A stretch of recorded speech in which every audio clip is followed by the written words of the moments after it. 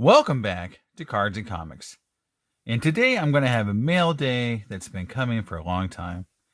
I've been alluding to the fact that I picked up a really nice Ken Griffey Jr. card in some prior videos. And again, the eBay authentication process delays things by 2 or 3 weeks sometimes. So I finally have a really big Griffey card to show off. So I'm very excited. I'm going to start with the Griffey card. That way, for people who don't want to go through my entire mail day, they can see the Griffey card and then tune out. It'll be still really cool to share it with you guys. I do have some very nice Frank Thomas cards coming in. I have one early because it didn't have to go through authentication, but some other ones did. So I'll share the one I have, and the ones that are coming in are really cool cards. In fact, some of the coolest Frank Thomas cards I've ever owned. So excited to share. So I'm going to start off with this card. Not the big card, but a cool card, and a card that is just cool for a lot of reasons. One is it's the, it's a theoretically a rookie card, but it's from the Baseball Card Magazine. And it is the cards you would cut out and, kind of fake cards. This one does actually have a back. Some of these cards were just blank backed. This one actually has one.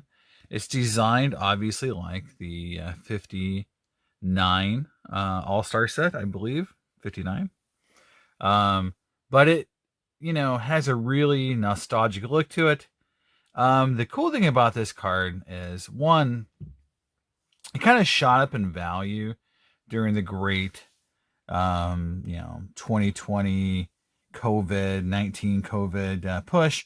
But, it's never been a super rare card. However, the magazine that it's cut from, if you go to my video where I talk about how I started collecting, and one of the things that inspired me to collect team sets was reading it in Baseball Card Magazine.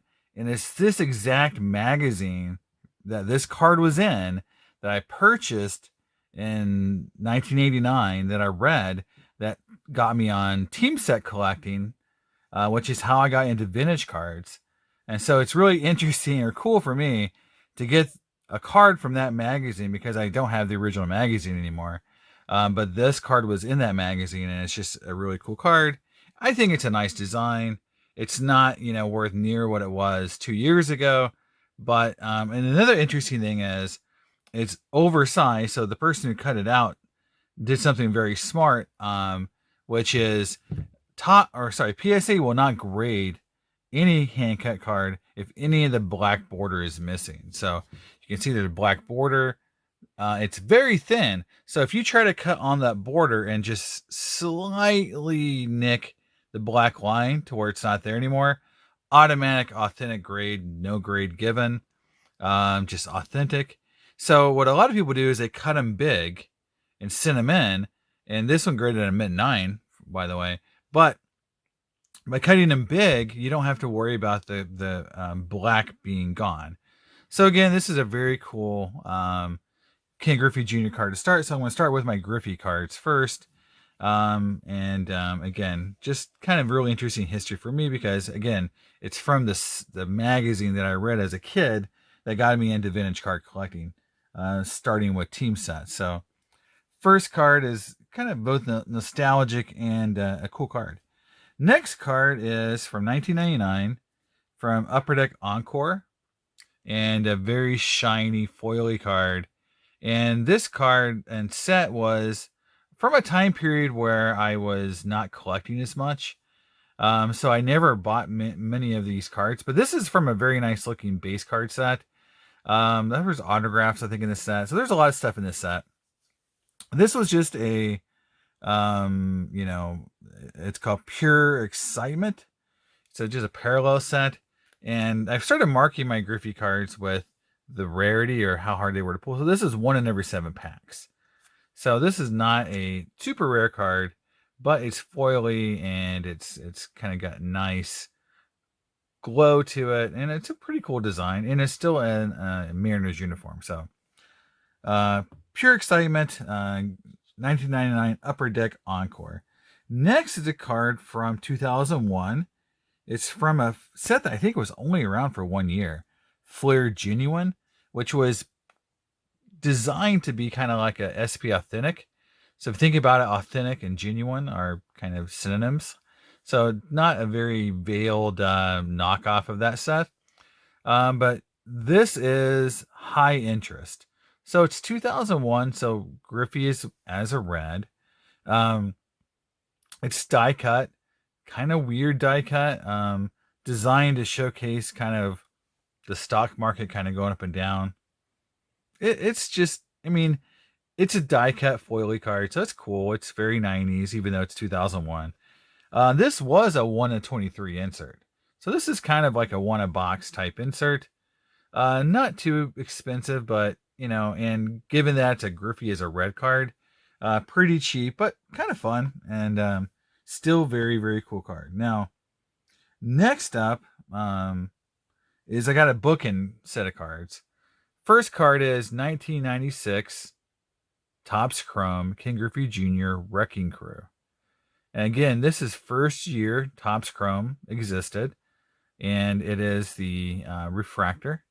And again, this Wrecking Crew is an insert, so this isn't not a subset. This is actually an insert, and the refractor versions were 1 in 72.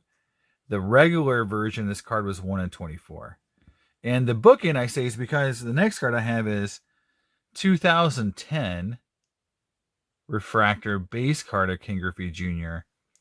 And this is the last year of a base card for King Griffey Jr. 2010. So this is the first year Griffey Chrome, last year Griffey Chrome. Even though that's an insert, and I do have the base card too. But I just wanted to kind of, in the same mail day, have one from 96 and one from 2010. So first and last year, Chrome refractors of King Griffey Jr. Again, they were 1 in 3, so not terribly hard to pull one, but, it's a big set. So not tons of value.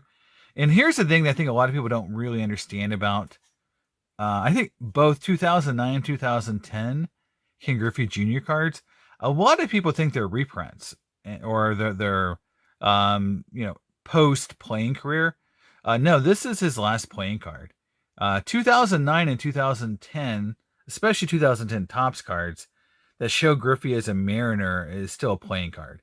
The 2009 cards in general all show him mostly show him as a Mariner. Some show him as a White Sox still, but they're great value. If you guys really want Mariner Griffey cards, 2009, 2010 are great options for really cheap cards as a Mariner, because that was his last years as a plane, and he went back to the Mariners. Last but not least, before I get to the big card, this is just a really cool insert set from 2000 Bowman's Best. It's not terribly rare, but I just think that's a really nice, super foily card. Pretty conditioned since thus the grade. It's from Bowman's Best, Franchise 2000. It is a Reds card, so again, value is much lower. 1 in 18 packs, so this is like 2, maybe 1.5, 1 every box, maybe 2 every. So I'd say like you would get 1 a box, or maybe like 2 every 3 boxes, something like that. But there you go, just a really shiny, cool foil card. Again, a lot of these, Reds cards like this would be like in that $20-$30 range. So again, cool shiny card, and it's a Griffey. I find a lot of value in the post Reds or post Griffey as a Mariner years. Now, the next card is the big card. It's really cool for me because it completes a mini set, so to speak. Only 2 cards are in it, so not hard to complete from a numbers perspective, but from a rarity perspective, this is a pretty rare card to find and get completed. This is 1999 Upper Deck Retro King Griffey Jr. Incredible Auto PSA 9. Very, very nice autograph. And it completes a set because I also have, I showed off in a few other videos, the 98. Now, the 98 is stated print run of 100, while the 99 has no stated print run. I haven't read anything that says it's a short print. I've had a few people tell me that they think it's a short print, but it doesn't have anything on Baseball Cardpedia or anything that I've read that it is a confirmed short print. But just from aesthetics, I love the retro designs, and the fact that they only made this for 2 years. While Griffey was a Mariner, there is no 2000 set. They made some retro sets later on, but this was the only 2 made when he was a Mariner, and they're just really hard to find autographs. This is a 10 auto, so that's a really cool card because it's a 10 auto. I just really love this card. And again, I know it's not quite as expensive or rare as this card. I got this card here a long time ago. I made a specific to find this card because I knew how rare that auto was. And I just thought that, these cards that have these known print runs, like this card's 100, we're just going to go nuts. And they did. And I'm glad I at least found this one. Now this card, I've never seen this card that often, honestly. It's just not a card that I've seen out in the wild. I went to the National. I didn't see this card. Now I saw lots of the chirography autos. I saw 99 SB Authentic. Just a lot of different, SB Signature. I've seen a lot of those autos. I just don't see this one very often. So I don't think it's that common, or just the product wasn't that popular, but it's a pretty cool set. So I'm just not believing that it's a short print because I don't know for sure, but I've just not seen this card a lot. It doesn't come up for sale on eBay that often. So I grabbed it and I'm very happy I did because it's a really nice looking card. Again, I'm gushing over it a little bit because again, I've now got both 90s retro autos. And it's just one of those cards that, I feel like don't come up, enough to really know what the true rarity is. But even if it's not a short print, let's say, I don't know what, 1,000 of these exist, maybe, I don't know. But I just, if there was 1,000 of these, I just think you would see them more often. But I know that's 100 of these. I don't know how many of these are. Cool set. I'm very excited. And it's just fun to get something different. Like I've been so focused on refractors and some of the inserts that to again get cool autographs. I know I picked up the chirography autograph at the National. So, it's definitely fun to knock off some of these big autos from my Griffey collection. And hopefully you guys enjoyed that one too. That was one of the really cool pickups for me. Obviously, the one I've been waiting for to get here so I could share it with you guys. Next up is one of my Frank Thomas cards I just picked up. Again, this one didn't have to go through authentication, so it got to me a lot quicker. This is the Linchpins from Skybox Metal Universe. So this is, I believe these guys came out in 1999. And I've been working on a video for a while around the 2021 Skybox Metal Universe Champions and just how awful that set is. It just amazes me that the Linchpin set hasn't been reused in any of these Metal Universe sets that's been reissued. Same way for Mother Lode. Like, I don't know why they wouldn't reissue like the 97 Mother Lode design or this design. I just think cost might be the issue because those so intricate, but man, these cards are so cool. You can see behind the card. You can see these little Linchpins are all die cut, laser die cuts. I just feel Frank Thomas is so undervalued now in the hobby, that it's getting to the point where, even in a big auction that had tons of Griffey cards in it recently, there was a bunch of Thomas cards from the same seller. And I really focused on the Thomas cards because I could get so much value in, because I had just picked up that Griffey auto. and I wanted to just kind of have some more value. And man, I was able to get really, really cool Thomas cards for a fraction of the Griffey card prices. And to me, Frank Thomas in some years and in some ways was a better player as a hitter, especially not as an overall, let's say 5-tool player. But there was years that he was as good a player from a WAR perspective just because of his hitting tool.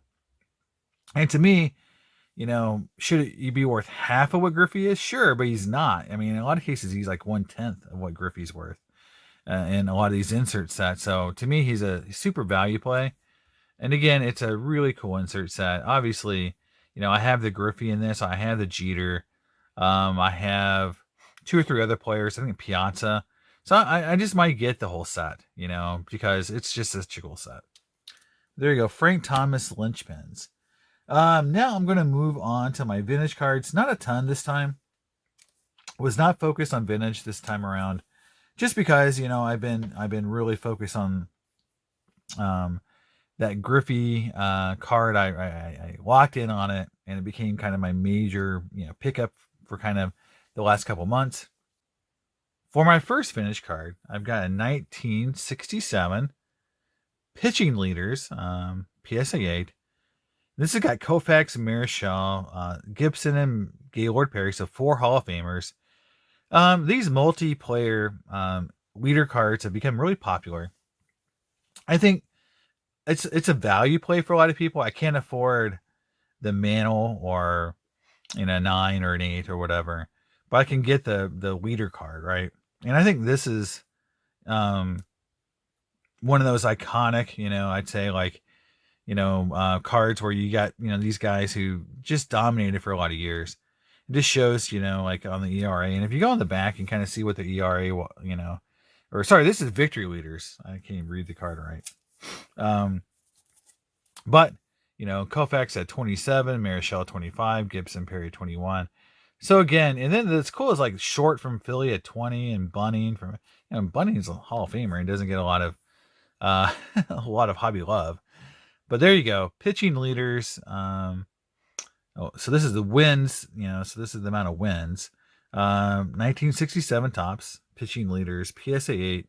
And again, 4 Hall of Famers on one card. Pretty cool. Next up is a 72 Billy Williams O-Pee-Chee in action card. And again, when I see these cards sell in that $30, $40 range in their 8s, I just have to buy them. I always love,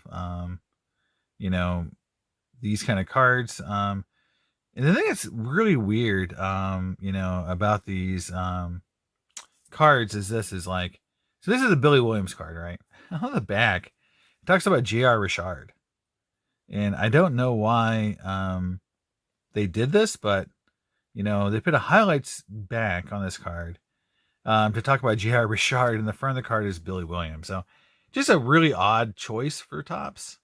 But there it is, in action, Billy Williams, 72 O-Pee-Chee, going into my O-Pee-Chee collection, which is growing slowly. And in fact, you could say I've been paying more attention to my O-Pee-Chee cards than anything else from a vintage perspective. And then last but not least is a 76 Thurman Munson. Man, my brain is toast today. Thurman Munson, 76 tops. I think this is just one of the, I kind of feel like, he has a lot of iconic pitchers for such a short career. Honestly, the 71, the 73, and now the 76 all are pretty iconic to me. I like this one just because, the All-Star logo is really cool. And again, I like the 76 design. It's just one of those things where it's just a nice, really good shot of him outside of his catching gear, which I really like. So 76 Thurman Munson, it's an 8, not super high grade, but a very cool card. And I actually didn't have that one in the collection, so it's very nice to get something I don't actually own. So last but not least is going to be my Marvel cards. Now, or comic book cards, because I collect DC. So for people who are not interested in comic book cards, it's your chance to to say bye, and thanks for the view. And for those who like comic cards, here we go. We're going to go into some really cool ones. We'll start off with the e-pack rewards or achievements, and the first two are the neon blue. So here's Wolverine. Again, he doesn't look quite as cool because he had a full background, and they didn't. If they had a colored background, they didn't change it. So this card just has the logos changed, the metal logo, and then where his name is. So not quite as cool as this card, which is the Ghost Spider, Spider-Gwen, and basically the entire card's that neon blue. And when they do them like that, they are quite attractive, in my opinion. I think the neon green cards are also quite attractive. So this is Ghost Spider as a neon blue. So from Upper Deck E-Pack. Next up is probably my favorite, let's say, character from this year's Metal Universe, because I was a big fan as a kid, big fan now, and this is Peter Porker. This is Spider-Ham. This is his red PMG. And this is the low number, which I like better than the high number. I just think it's a nicer design than the high number. And again, obviously, red going on the Porker or Spider-Man design looks nicer to me. I don't consider it I don't go for color matches all the time, but in this case, it does look good in the red. So there you go. And then there is the number, and it's number 58, I believe. It's either 58 or 68. Sometimes, there we go, 68 of 100. So I almost got the 69, which would have been a Rudy number for sure. For anyone paying attention to Rudy's channel in the last couple weeks, where he did his 69 special, that was very funny. So for anyone who's into magic or just likes fun videos, go watch his 69 anniversary videos. They're just amazingly funny. Next up is probably the nicest Harley Quinn sketch I've seen out there. It's one of the nicest. It's the DC Comics Bombshells design. I mean, this looks like a regular card to me. When I first got it, I'm like, is that really a sketch? And man, it is, and it's really, really well done. Here's the artist in the back. I can't really read the name, but it looks like it's two people who did this card. And if you're going to get a sketch card, this is what everybody really wants when they get a sketch card. Full color background, dynamic pose. The character looks fully fleshed out. It's not just a kind of halfway done sketch. Everything is color. Just as good as you can get, I think, from this set. And just one of my favorite sketches. I got it, and I was super pumped to be able to get it, because I feel like these kind of quality sketches of Harley Quinn are disappearing off eBay, and you're not seeing the quality of her sketches anymore. They're just kind of like the ones that no one likes, or kind of ugly sketches. And so I was able to get this one secured, and I was happy. I had to pay, a pretty good penny for it, for I think, a DC sketch normally goes for. But to me, I felt like I had to, secure this one, or else I was going to be, because I really like the character, and I'm collecting Harley, Ivy, and Zatanna sketches. And, there's plenty of the other two, but Harley's definitely drying up on eBay in terms of really high quality sketches. So I grabbed that one. Now, my last three cards are from a set that I love. I've talked about it a lot in my Marvel videos, which don't get a lot of views. So hopefully, if you're watching this, I'll give you some insight. My favorite Marvel comic cards, and it's been that way since I've started collecting Marvel cards, has been Marvel Premiere. I bought tons of 2017 Fuller Ultra Spider-Man. I've bought Metal Universe cards, but my true love is Marvel Premiere, because everything about Marvel Premiere to me is just better. The base cards look nicer. The achievement cards look nicer. They've always had better sketches, bigger sketches. Just everything was, to me, better from what I loved about the products and why I was buying Marvel cards. But when the PMGs and the Jambalayas and the insert cards really took off, Marvel Premiere became an afterthought, because Marvel Premiere had some pretty cool inserts, but really it was about the sketches, and the sketches just didn't become popular or as popular as PMGs and inserts. So people just kind of forgot about the set, and I'm going to show you just how nice the actual cards in the set were, because and every one of these cards are the gold version, which are numbered to 25. But it just shows how nice the base cards are. So we'll start here with the first one. These are from 2014, from my favorite year. And this is Magneto. And I love that purple and gold design. You can see how nice the foiling is. And you can see on the back, 10 of 25. PSA 8, and again, another thing about these Marvel or Premiere cards is they're thicker. So you get the big honking PSA holder. But they chip very easily, and a lot of people hate that. And in fact, you know, you hear a lot of people talk about they'll pull cards from the set and they'll grade 8s and 7s. Very few 10s, very few 9s. And it's like that hurts the value, but I just feel like these cards are so well designed and so beautiful that even in 8s are super nice looking cards. But again, 2014 Gold Spectrum, there's the Magneto. Next up is kind of my favorite card, but not probably the most expensive. But I just love how they did the card. It's the Storm, and you can see they use a black border, which just goes perfectly with her uniform. The gold is beautiful. Again, matches uniform. And this is just like a striking card. And again, they're numbered to 25. You can see this one is 21 of 25. So there you go. Just really awesome. Just, I mean, it's a 9. So again, very tough to grade. So this one actually is a pretty high grade. But you can see how just nice the cards are from just a design perspective. And last but not least is the Scarlet Witch, and they did this one in a red back. So they were trying to color match, which I really like about Marvel Premiere is they will color the borders to match the character colors. And Scarlet Witch, obviously with red. And you get the, again, nice foiling. It's an 8. And so I was able to pick these 3 up, you know, obviously from the same auction. And again, I don't know if he had the full set. This was number 5 of 25. But again, you know, these are, you know, some of the nicer base cards ever made.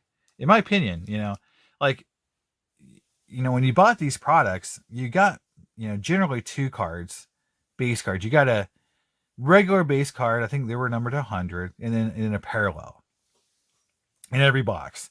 Then you got like 2 or 3 sketches and like a jumbo sketch, or, you know, it was kind of like that. You know, you might get an insert, you might get another sketch. So, but you get 2 base cards, and one of them was a parallel. And so if you think about that, I mean, these, you know, when I was buying them, $275, $350 were the old prices. I think in 2019, they haven't made the set since 2019. In 2019, I believe it was like on ePack for around $350 or $400 per box. So to get one base card, it was like a couple $100. And again, to get the 25s, you know, it would take, you know, forever to put that set together from ePack or from just buying boxes. So for someone to put these together, it's really cool that someone actually put a whole set together. Now, value-wise, I feel like these are undervalued, but they're not worth a ton comparatively to like a PMG or other inserts. So for me, you know, from a design perspective, from how they look, just, you know, how they pop off, you know, off the, you know, holder, you know, it's just, these are some of the nicest cards that, you know, Upper Decks ever made for Marvel, and they're still affordable. So for me, it's a win-win. You know, you don't have to go out and you know, I'm not pumping Marvel Premiere cards. I think if they've been out there for a lot of years, and so if you loved them, you still love them. If you think, hey, you know, they look cool, I'll go buy some. That's great. They're not very expensive comparatively. So, you know, if you think PMGs are expensive, we'll give these cards a try. Again, these are numbered to 25.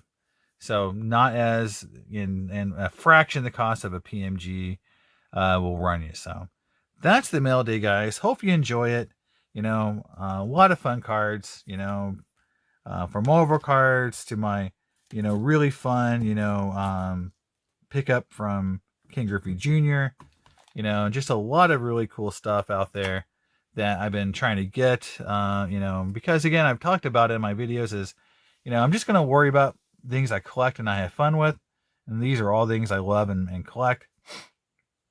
And, I'm selling a few things to try to pick up more of this kind of stuff, but I do have tons of extras. So nothing from my personal collection is going away that I truly love, but doubles, triples, extra stuff that I don't need. So I can get more stuff like this. So hopefully you liked it, and I'll see you next time on Cards and Comics. Bye.